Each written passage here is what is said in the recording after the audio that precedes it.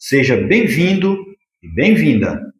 O assunto aqui está baseado na logoterapia, uma teoria criada pelo Dr. Viktor Frankl.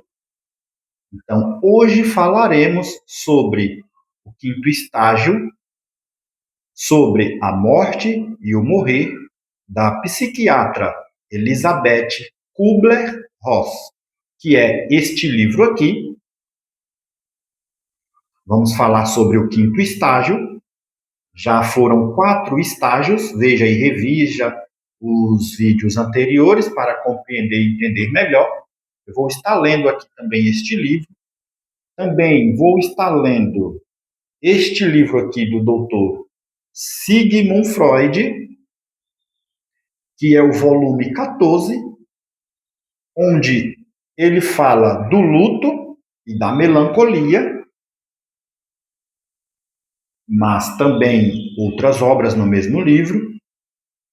E Viktor Frankl, ele, no seu livro Em Busca de Sentido, um psicólogo no campo de concentração, ele deixa muito claro que mesmo no sofrimento existe um sentido para a vida de cada pessoa.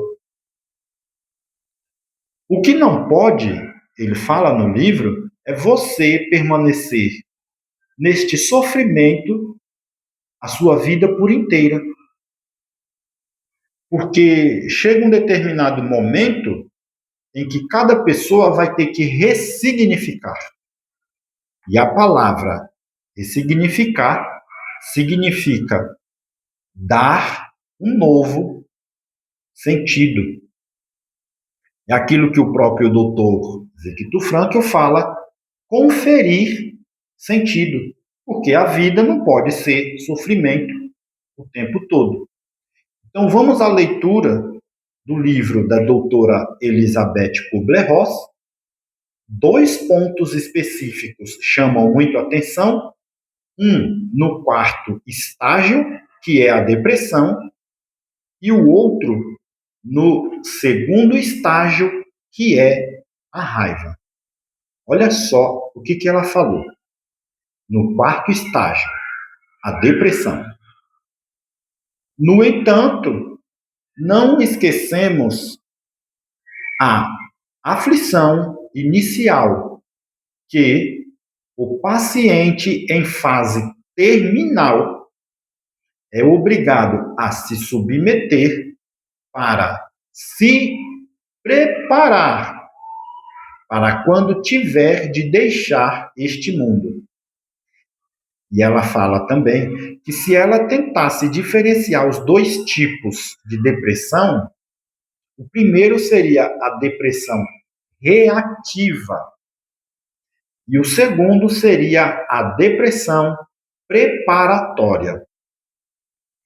E aí, no 2º estágio, que é a raiva, ela fala o rico e o bem-sucedido, pessoas importantes e dominadoras, são talvez as mais pobres nestas circunstâncias, pois estão prestes a perder todo o conforto que tinham antes, quando no fundo somos todos iguais, mas essas pessoas não podem admitir isso.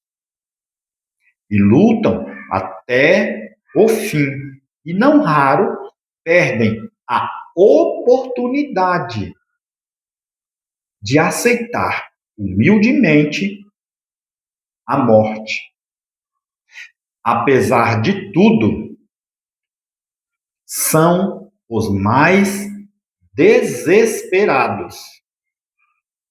Por que será, né? E agora, então, eu vou estar lendo uma parte específica do luto no livro da doutora Elizabeth, na página 117 do seu livro, onde ela fala do 5º estágio, que é a aceitação. Olha só. Um paciente que tiver tido o tempo necessário, isto é, que não tiver tido uma morte súbita e inesperada, e tiver recebido alguma ajuda para superar tudo conforme descrevemos anteriormente, atingirá um estágio em que não mais sentirá depressão nem raiva. Quanto a seu destino, justamente por isso, é o quinto estágio e o último, que é a aceitação. Terá podido externar seus sentimentos, sua inveja pelos vivos e sadios e sua raiva por aqueles que não são obrigados a enfrentar a morte tão cedo. Terá lamentado a perda iminente de pessoas e lugares queridos e contemplará seu fim próximo com um certo grau de tranquila expectativa. E na página 119 ainda, a doutora Elizabeth, ela fala: há alguns pacientes que lutam até o fim, que se debatem e se agarram à esperança, tornando impossível atingir esse estágio de aceitação. Quando deixam de lutar, a luta acaba. Em outras palavras, quanto mais se debatem para driblar a morte inevitável, quanto mais tentam negá-la, mais difícil será alcançar o estágio final de aceitação, com paz e dignidade. E aqui mais abaixo, a doutora Elizabeth, ela deixa uma orientação para os médicos e as pessoas que estão em volta ali desse paciente em fase terminal. Como saber, então, quando um paciente está se entregando cedo demais? Quando sentimos que um pouco de esforço de sua parte, aliado à ajuda médica, poderia dar-lhe possibilidade de viver um pouco mais. Duas perguntas. Como distinguir esta entrega do estágio de aceitação, quando geralmente nosso desejo de prolongar a vida contrasta com o desejo dele de descansar e morrer em paz? Três perguntas que a doutora Elizabeth deixa aqui de fundamental importância para as pessoas que estão em volta. Se não somos capazes de distinguir entre estes dois estágios, fazemos mais mal do que bem a nossos pacientes.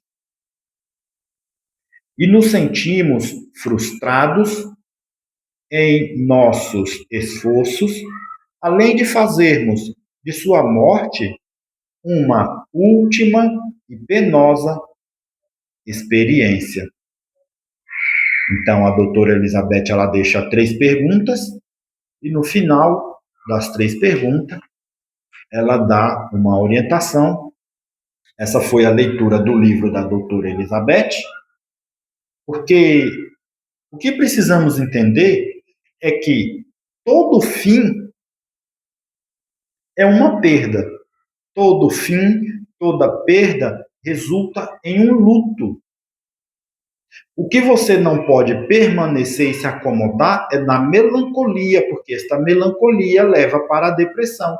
Eu vou estar lendo aqui no livro de Freud e você já vai entender Vamos fazer a leitura, então, do livro do Dr. Sigmund Freud, no volume 14. Se você tiver um livro desse aí, você pode acompanhar a leitura também. Encontra-se na página 281, onde ele fala do luto e da melancolia. Presta atenção, porque Freud tem uma leitura que exige e demanda muita concentração. Olha só o que Freud fala.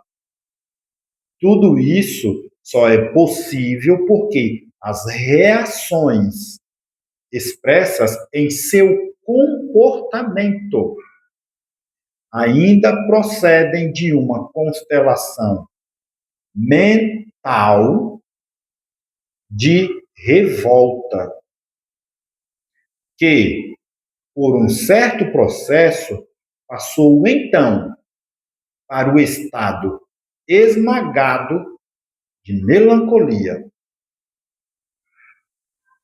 Não é difícil reconstruir esse processo. Existem, num dado momento, uma escolha objetal, uma ligação da libido a uma pessoa particular. Então, devido a uma real desconsideração ou desapontamento, provavelmente da pessoa amada, a relação objetal foi destroçada. A conclusão que nossa teoria exigiria, a saber que a tendência a adoecer de melancolia ou parte dessa tendência reside na predominância do tipo narcisista, na escolha objetal. Nas observações introdutórias deste artigo, admite que o material empírico em que se fundamentou esse estudo é insuficiente para as nossas necessidades. A melancolia, portanto, toma emprestado do luto alguns de seus traços e do processo de regressão desde a escolha objetal narcisista para o narcisismo.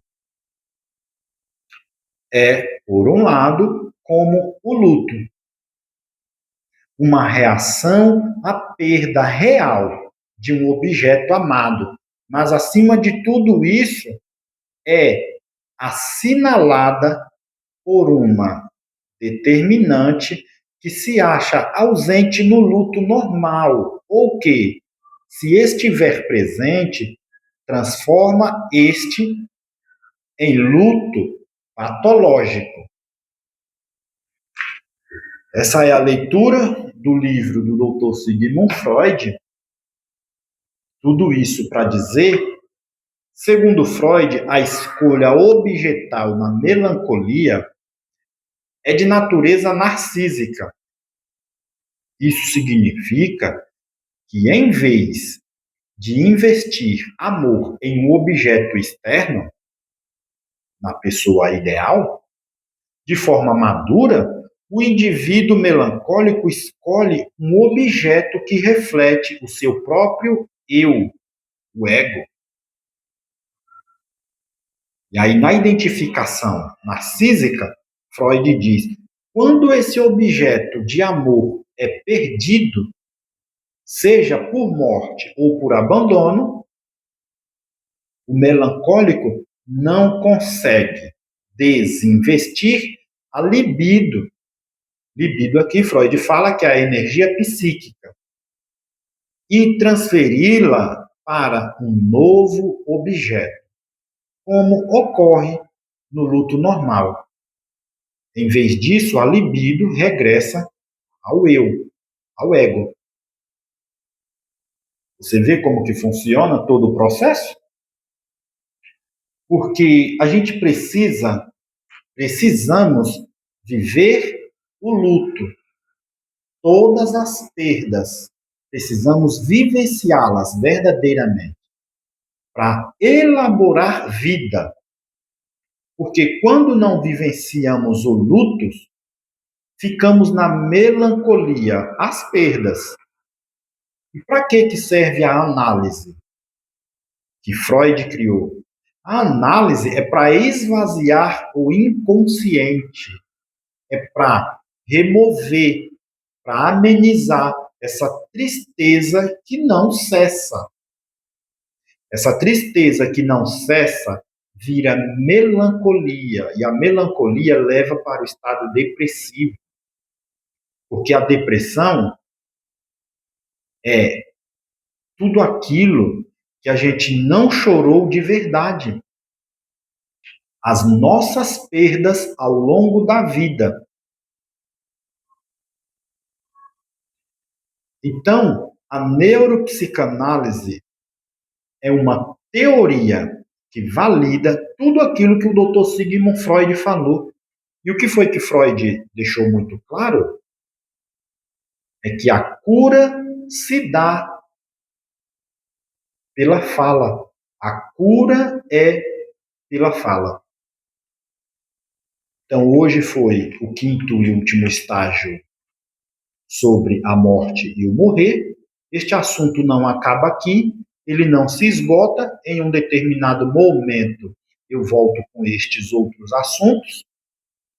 Mas, para que você entenda e compreenda, veja e reveja novamente o vídeo aqui, compartilhe o vídeo, deixe o seu like, escreva uma mensagem relacionada ao tema, ao assunto, e se eu te ajudei de alguma forma, se for cabível para você, se inscreva no canal, porque aqui a realidade funciona desta forma. E Victor Frankl sempre vai nos falar que na logoterapia, o paciente vai precisar ouvir coisas que são muito desagradáveis de escutar, porque o processo da morte é algo temeroso, é algo que a maioria das pessoas não quer sequer ouvir falar, mas aqui no livro do Freud e da doutora Elizabeth Kubler-Ross, fica claro em que a gente deve se preparar. Tanto é que ela fala das duas comparações ali, quando a pessoa não se prepara, ela daria um segundo nome de depressão preparatória. Um grande abraço para você e até o próximo vídeo.